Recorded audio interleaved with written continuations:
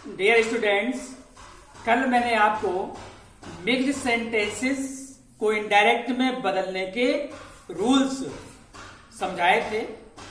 आज mixed sentences को indirect में किस प्रकार से बदला जाता है, कुछ एग्जाम्पल्स के माध्यम से मैंने समझाने का प्रयास किया है। उन्हें समझने का आप लोग प्रयास करिए। मैं केवल एग्जाम्पल्स ही समझा सकता हूं। जितने रूल्स मैंने लिखाए थे, ये संभव नहीं है कि उनके सारे एग्जाम्पल्स आपको बोर्ड पर समझाए जाएं। अब आप लोग जब प्रैक्टिस करें, कोई सेंटेंस यदि आपको ना आए तो आप कमेंट में लिख सकते हैं या फिर मुझे कॉल करके मुझसे पूछ सकते हैं। देखते हैं पहला sentence. The student said to the teacher, comma inverted commas, sir, the last stanza of the poem is not clear to me. कैसा है सेंटेंस ये असर्टिव सेंटेंस है। आगे का जुड़ा हुआ sentence, can you explain it again, ये sentence कैसा है? ये सेंटेंस है इंटेरोगेटिव। कहने का मतलब ये है कि इसमें दो प्रकार के सेंटेंसेस इन्वॉल्व है। अब जब दो प्रकार के सेंटेंस हैं तो दो जगह रिपोर्टिंग वर्ब बदलेगी, क्योंकि दूसरे सेंटेंस को केवल कंजंक्शन से जोड़ना संभव नहीं है, उसका आशय बदल जाएगा। ठीक है, अब पहले सेंटेंस की ओर ध्यान दीजिए। लिखा हुआ है सर। हमने आपको रूल में लिखाया था कि इंपरेटिव सेंटेंसेस को छोड़कर सर, मैडम, प्लीज, काइंडली, यदि इन सम्मान सूचक शब्दों का प्रयोग किया जाता है तो उन्हें हटाकर विद रिस्पेक्ट या रिस्पेक्टफुली का प्रयोग किया जाता है। दिखाया था। देखिए बदलते sentence. The student told the teacher. Told क्यों हुआ? सेंटेंस असर्टिव है। The student told the teacher with respect. अब विद रिस्पेक्ट के स्थान पर आप केवल रिस्पेक्टफुली का प्रयोग भी कर सकते हैं, जैसा कि मैंने कल ऑप्शन में बताया था। ठीक है, विद रिस्पेक्ट अथवा रिस्पेक्टफुली। दैट अब सेंटेंस असर्टिव है, सर तो हट ही गया, उसी के स्थान पर तो विद रिस्पेक्ट रिस्पेक्टफुली आएगा। अब सेंटेंस असर्टिव है, इसलिए असर्टिव सेंटेंस का रूल प्रयोग होगा। That the last stanza of the poem was not clear to him. Tense और प्रोनाउन उसी तरह से बदला। एंड आस्क्ड हिम, हिम कौन है? टीचर। अब स्टूडेंट ने टीचर से ही तो पूछा है, तो हिम आ गया टीचर के स्थान पर। एंड आस्क्ड हिम इफ ही, अब यू को बदला गया ऑब्जेक्ट के अनुसार। ऑब्जेक्ट द टीचर या हिमित हुआ, इसलिए यू हुआ कैन का could. If he could explain it again, ये सेंटेंस बना। I repeat, the student told the teacher with respect, या यहां पर प्रयोग कर सकते हैं respectfully. That the last stanza of the poem was not clear to him and asked him if he could explain it again. ठीक है, next. Ladies and gentleman, it is pleasure to be here with you, said the chief guest. देवियों और सज्जनों, आपके साथ यहां रहना सुखद है, मुख्य अतिथि ने कहा। मुख्य अतिथि हो या कोई भी स्पीकर हो, वक्ता हो, उसके सामने कौन होते हैं? लोग या श्रोता। तो देवियों और सज्जनों के रूप में संबोधित किसको किया? लोगों को या श्रोताओं को। मैंने आपको रूल लिखा है, तो याद कीजिए कि किसी को यदि अप्रत्यक्ष रूप से संबोधित किया जाता है तो एड्रेसिंग एज का प्रयोग किया जाता है। और यहां पर आपको सेंस लगाना पड़ेगा कि ये लेडीज एंड जेंटलमैन हैं कौन। तो addressing the audience, audience mean श्रोता। अब द ऑडियंस लिखें या द पीपल लिखें, दोनों ही लिखे जा सकते हैं।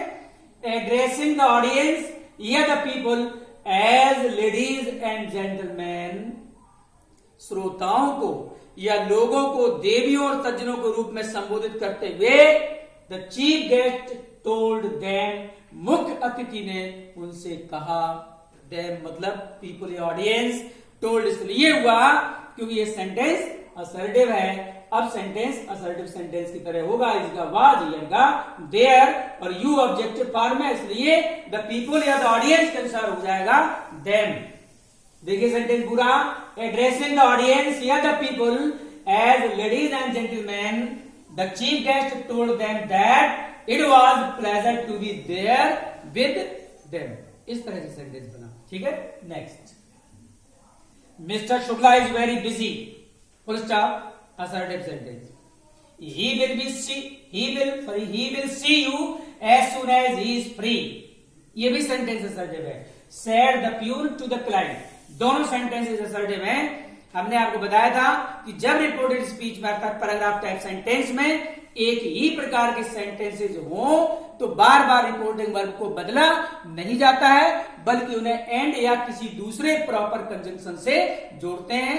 आई मीन टू से यहां पर एक ही बार रिपोर्टिंग वर्ब बदलेगी। The peon told the client, told क्यों हुआ, सेंटेंस असर्टिव है। The peon told the client that mister Shukla, assertive sentence की तरह परिवर्तन करिए। मैं आपको बता दूं कि कल जो मैंने रूल्स पढ़ाए थे वो मिक्स्ड सेंटेंसेस के एक्स्ट्रा रूल्स हैं। 5 प्रकार के सेंटेंसेस के रूल जो स्टेप बाय स्टेप में पढ़ा चुका हूं, उनमें कहीं कोई चेंज नहीं होना है। वो जैसे पहले प्रयोग किए जाते थे वैसे इनमें भी प्रयोग किए जाएंगे। The peon told the client that mister Shukla was very busy, tense बदल गया। एंड या सो, और या इसलिए, दोनों कंजंक्शन प्रॉपर है, आप किसी भी कंजंक्शन का प्रयोग कर सकते हैं। एंड या so he would see him, him हुआ क्लाइंट के अनुसार बदला गया, यू को ऑब्जेक्टिव फॉर्म में है। And he would see him as soon as he was free, he तो एक जगह दिया ही हुआ है, थर्ड पर्सन के प्रोनाउन में कोई परिवर्तन होता नहीं है और इसका वाज हो गया, ठीक है। The peon told the client that mister Shukla was very busy and yes, so he would see him as soon as he was free. Next sentence, ये सेंटेंस थोड़ा ज्यादा बड़ा है, ध्यान समझना। I said to my friend, please help me. मैंने अपने मित्र से कहा कृपया मेरी सहायता कीजिए। इंपरेटिव सेंटेंस है। I am in danger, मैं खतरे में हूं, असर्टिव सेंटेंस है। Can you help me? क्या आप मेरी सहायता कर सकते हैं? इंटरोगेटिव सेंटेंस है। आई होप यू विल, मैं आशा करता हूं कि आप करेंगे, फिर असर्टिव सेंटेंस है। माई फ्रेंड सेड, मेरे मित्र ने कहा, ये मेरे मित्र का उत्तर है। यस, उसने कहा हाँ, ठीक है। अब इसमें देखिए कितने रूल्स प्रयोग किए जाते हैं। पहला सेंटेंस इंपरेटिव है, इसलिए रिपोर्टिंग वर्ब को रिक्वेस्टेड में बदला। देखना, I requested my friend to help me. अब आगे का सेंटेंस असर्टिव है, लेकिन फिर भी रिपोर्टिंग वर्ब मैंने नहीं बदली। मैंने आपको रूल बताया था कि जब रिपोर्टेड स्पीच में दिया हुआ कोई भी सेंटेंस कंजंक्शन से जुड़ जाए तो रिपोर्टिंग वर्ब को नहीं भी बदलते हैं। आखिरी रूल में बताया था।